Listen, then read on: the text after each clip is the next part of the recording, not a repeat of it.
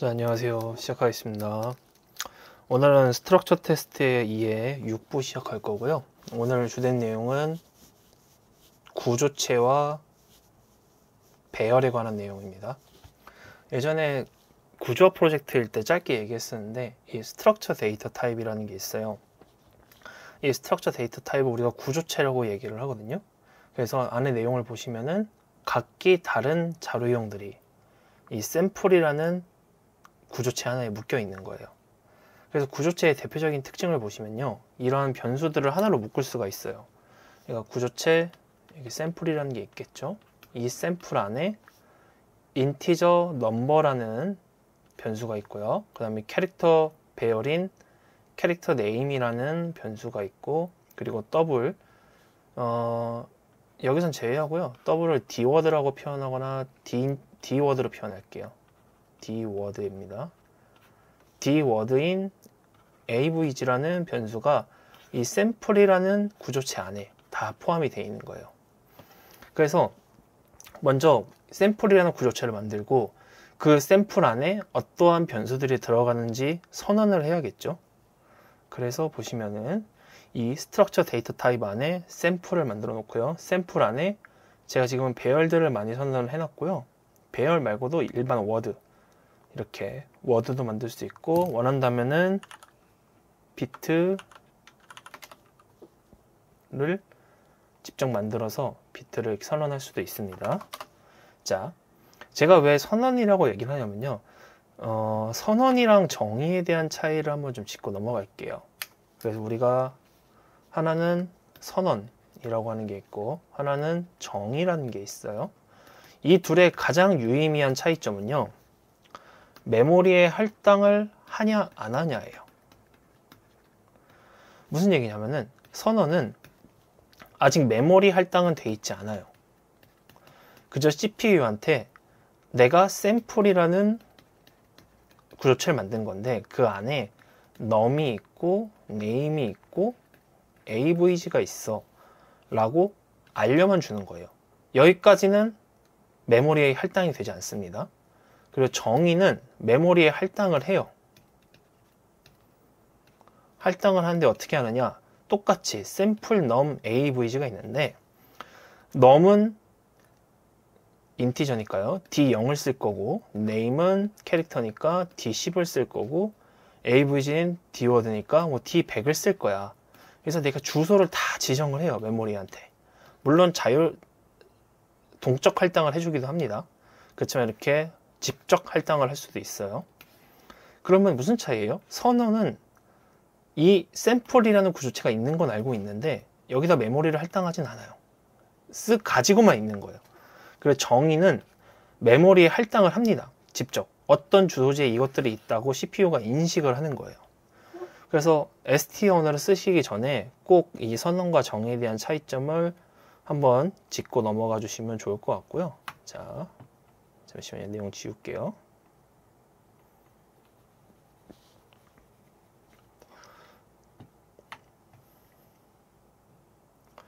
자, 그럼 여기 보시면은 이 스트럭처 데이터 타입에 제가 이렇게 데이터 네임을 뭔가 짓겠죠?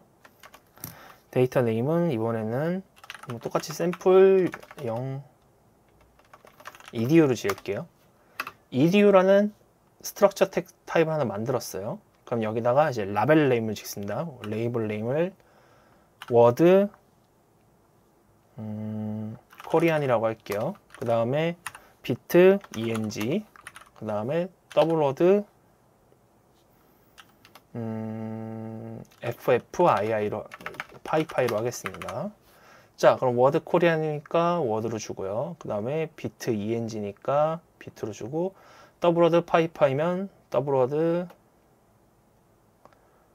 줍니다. 파이파이라고 말하기 좀 힘드니까 여기 바꿀게요. 뭐로 할까요? 스트럭트로 할게요. 더블워드 스트럭트입니다. 자, 그럼 워드 코리안, 비트 잉글리시, 그 다음에 더블워드 스트럭트, 총 3가지를 만들었어요. 자, 여기까지 컴파일을 하면요, 컴파일 됩니다. 근데 중요한 건 뭐예요? 선언만 돼 있죠. 안 쓰고 있는 거예요. 이 EDO라는 거는 선언만 돼 있고 메모리에 할당을 안 할 겁니다. 그런데 이 글로벌 레이블에 들어가면은 베리어블 글로벌을 선택하고요. 자, 라벨 네임을 지을 수 있죠.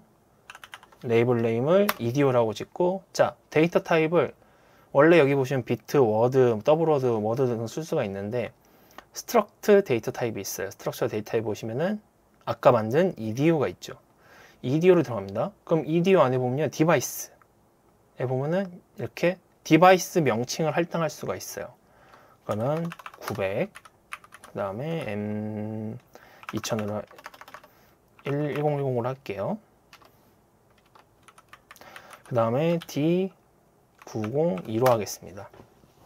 자, 그러면은 지금 워드 코리아는 D900의 디바이스로 할당이 된 거고요. 그 다음에 비트 ENG는 M1010, 그 다음에 DW 스트럭트는 더블워드 D902에 들어간 거예요. 자, 이렇게 해서 다시 컴파일 합니다. 이렇게 되면은 정의까지 완료한 거예요. 그죠?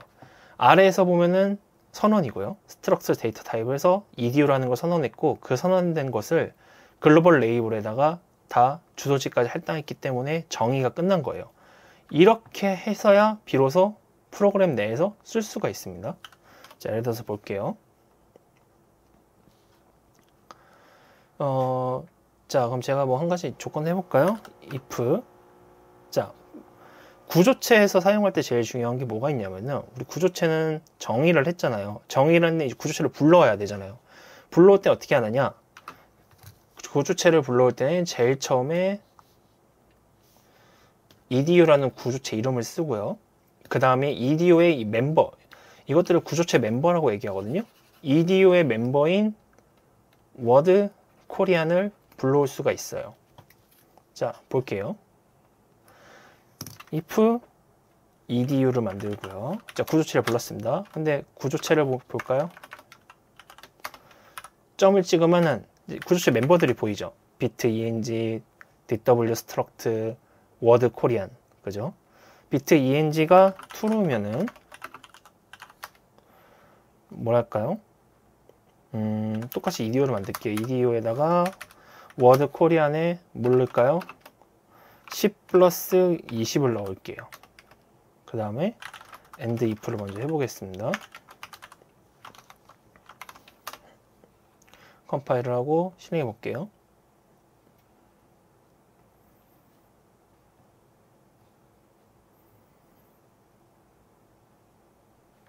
자, 보시면은 아까 주소에 넣은 M1010, 1010 들어가 있죠. 그리고 D900이라는 디바이스가 들어가 있어요. 자, 그럼 여기서 제가 edo.biteng를 살립니다. 그러면은 edo.wordkorean에는 30이 들어가 있어요. 아까 주소가 그랬죠? D900이라 그랬죠. 보겠습니다. 그러면 D900을 보면은 네, 30이 제대로 들어가 있죠. 그 다음에 M1000번을 찍으면은 M1010이 네, 살아있는 거를 볼 수가 있어요. 그래서 선언한 구조체 그리고 글로벌 레이블의 구조체를 정의했고 디바이스를 할당해서 프로그램에서 글로벌 레이블로 전역 변수라고 하죠. 글로벌 레이블로 쓸 수가 있는 겁니다. 이 구조체라는 게 하나의 그 자료형을 만드는 거예요. 자료형을 만들어서 내가 사용하는 자료형을 만들어서 그 자료형 안에 멤버 변수들을 넣어가지고 쓸 수가 있는 거죠. 자, 그러면 이제 이 구조체의 최고 장점이 뭐냐? 하나의 객체로서 사용할 수가 있어요. 예를 들면은 지금은 제가 샘플 EDO라고 해놨지만 여기다가 뭘 할 수가 있죠? 대표적인 사례로 실린더를 만들 수가 있잖아요. 그죠? 실린더를 만들어요. 실린더 점 이제 비트 포워드 센스, 그 다음에 비트 백워드 센스, 그 다음에 비트 포워드 커맨드.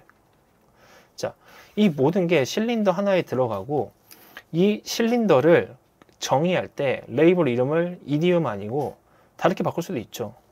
다른 이름으로도 쓸 수 있어요. CYL이라고 얘기를 해볼게요. 잠시만요. 그 다음에 컴파일 합니다.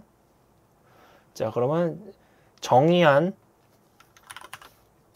구조체 명이 바꿨기 때문에 기존 거는 못 쓰고 CYL로 바꿀게요. 자, 컴파일 됐죠.